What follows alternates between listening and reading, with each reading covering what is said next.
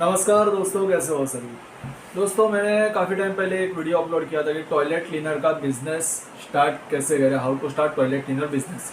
अब इसमें एक भाई साहब ने कमेंट किया था कि टॉयलेट क्लीनर को वो लोग ही बना सकते हैं जिनके पास ड्रग लाइसेंस हो, वरना बनाकर बेचने वाले को कभी भी 3 साल की जेल और 1 लाख रुपया जुर्माना भरना होगा। आपको यह मुख्य बात को वीडियो देखने वालों के सामने रखनी चाहिए। फिनाइल के लिए भी ड्रग लाइसेंस लेना अति ज़रूरी है।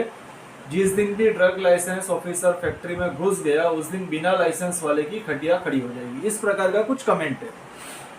भाई, मैं ना हमेशा मेरे वीडियो में एक बात कहता हूँ कि अधूरा ज्ञान ना हमेशा हानिकारक होता है।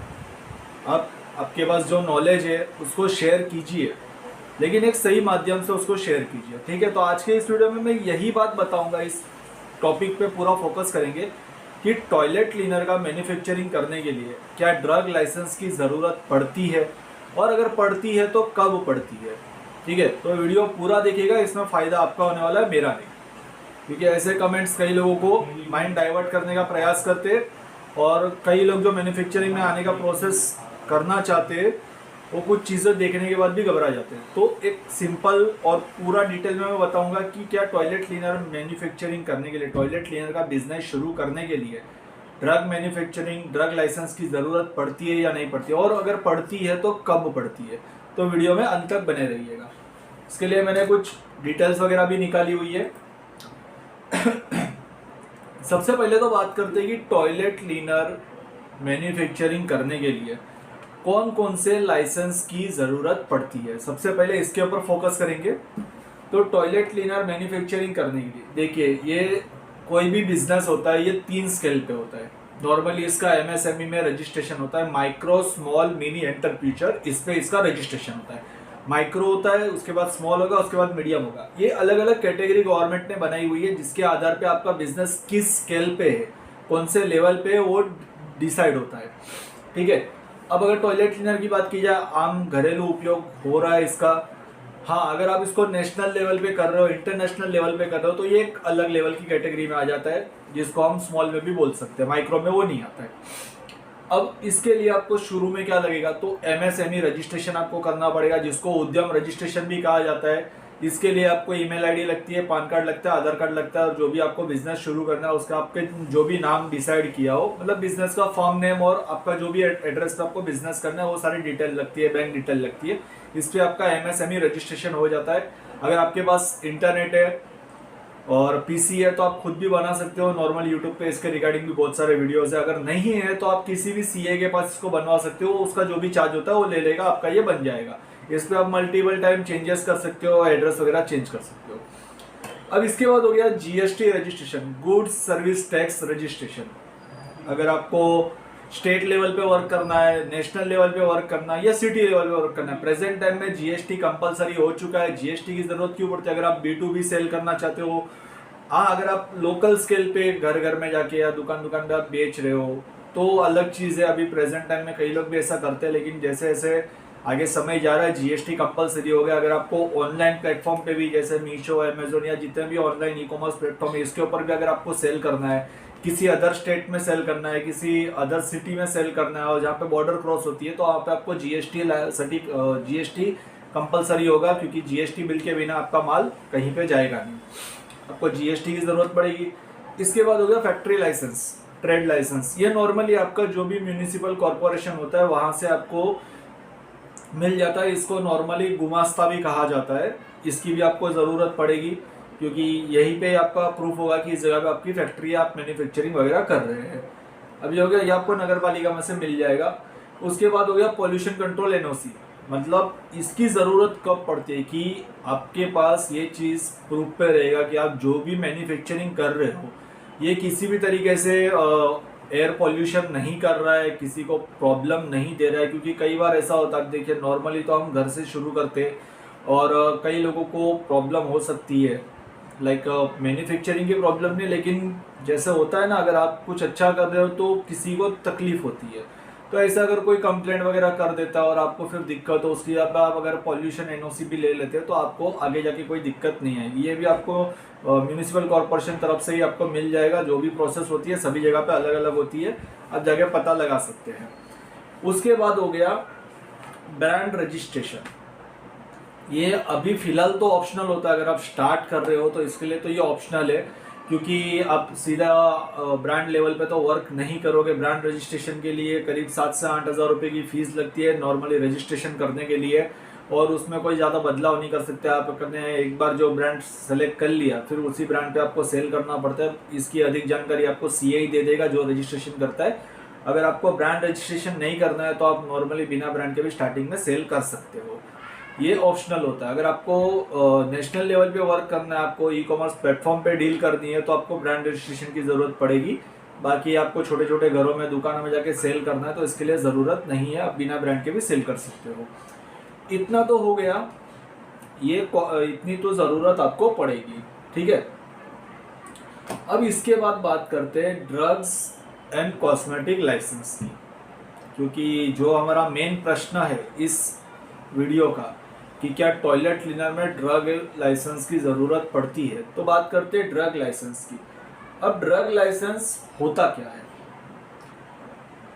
Drug licence, drug and cosmetic licence act 1940 के अंतर्गत कुछ वहाँ पे नियम बनाए हुए कि जो भी ऐसे उत्पादन का मतलब जो भी ऐसे प्रोडक्ट का आप मैन्युफैक्चरिंग करते हो जिसका उपयोग स्किन पे हो रहा हो या जीवित वस्तुओं पे, मतलब जीवित लोगों पे हो रहा, फिर चाहे वो मनुष्य हो चाहे प्राणी हो, कोई भी हो, जीवित पे उसका उपयोग हो रहा हो, स्किन पे उपयोग हो रहा हो, तो वो स्किन को किसी भी तरीके से डैमेज नहीं कर रहा है। इसकी पूरी टेस्टिंग के आधार पे आपका drug licence, drug and cosmetic licence generate होता है। साथ ही साथ अगर आप दवाई का मैन्युफैक्चरिंग करते हो तो वहाँ पे आपको ड्रग लाइसेंस की ज़रूरत पड़ती है। अब क्या टॉयलेट क्लीनर में इसकी ज़रूरत पड़ सकती है? इसके ऊपर देख लेते। देखिए, सबसे पहले तो मैं बात करूँ टॉयलेट क्लीनर में, या टॉयलेट क्लीनर हो गया, floor cleaner, phenyl, dish wash, detergent, इसमें ड्रग लाइसेंस की ज़रूरत नहीं है। ये क्लियर बता रहा हूँ, ड्रग लाइसेंस की ज़रूरत नहीं है।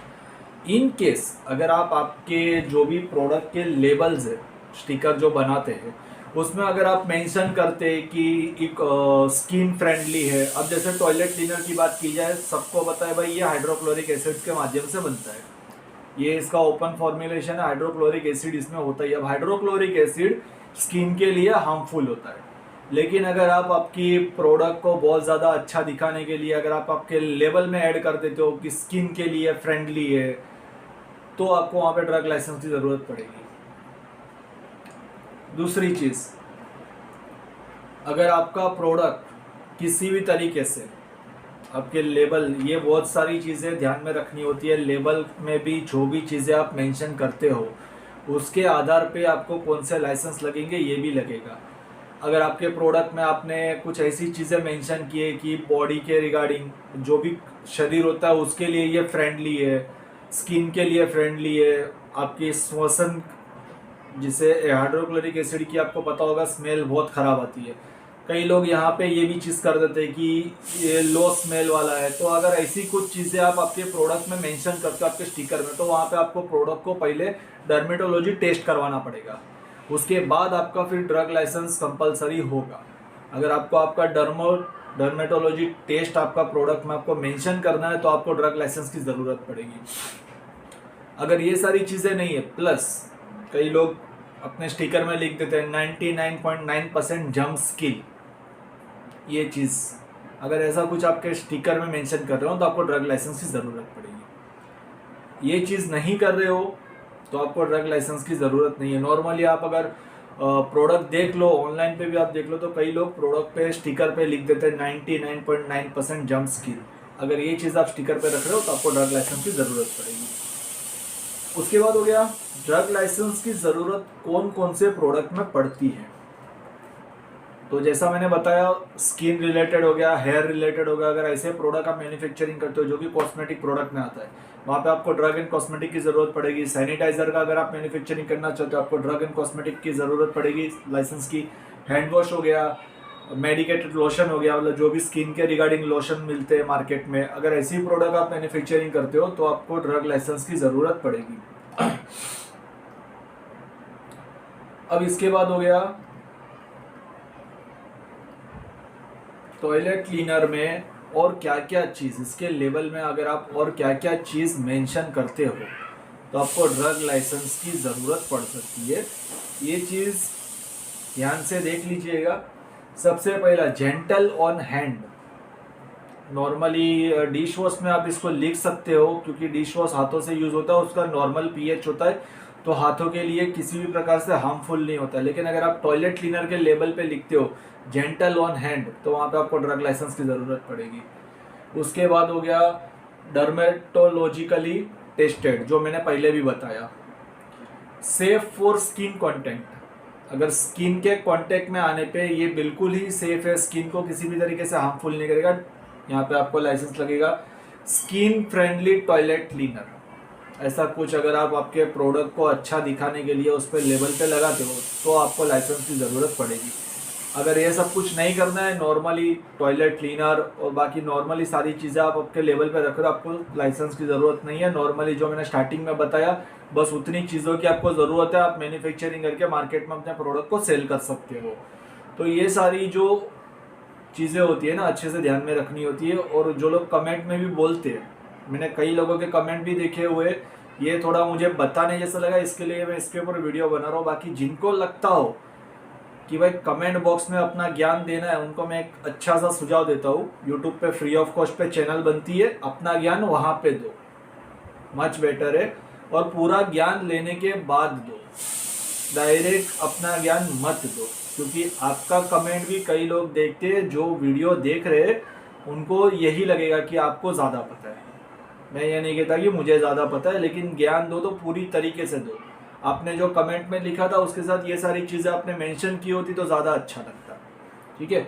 और इस वीडियो में जो मैंने इन्फॉर्मेशन दी है, अगर ये आपको अच्छी लगी हो तो वीडियो को लाइक कर दीजिएगा। अगर आपको कंप्लीट मैन्युफैक्चरिंग प्रोसेस सीखनी हो सही माध्यम से तो आप मेरा ट्रेनिंग कोर्स ज्वाइन कर सकते हो। उसके लिए आप मुझे दिए हुए नंबर पर संपर्क कर सकते हो।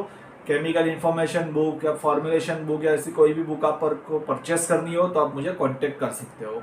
और चैनल को पहली बार विजिट किया तो सब्सक्राइब कर दीजिएगा। मैंने और भी बहुत सारे वीडियोस दिए हुए हैं जो कि इन्फॉर्मेशन वाले है, आपको काम लग सकते हैं, तो आप मेरी वीडियो लिस्ट में जाके उसको चेकआउट कर सकते हो। Thank you.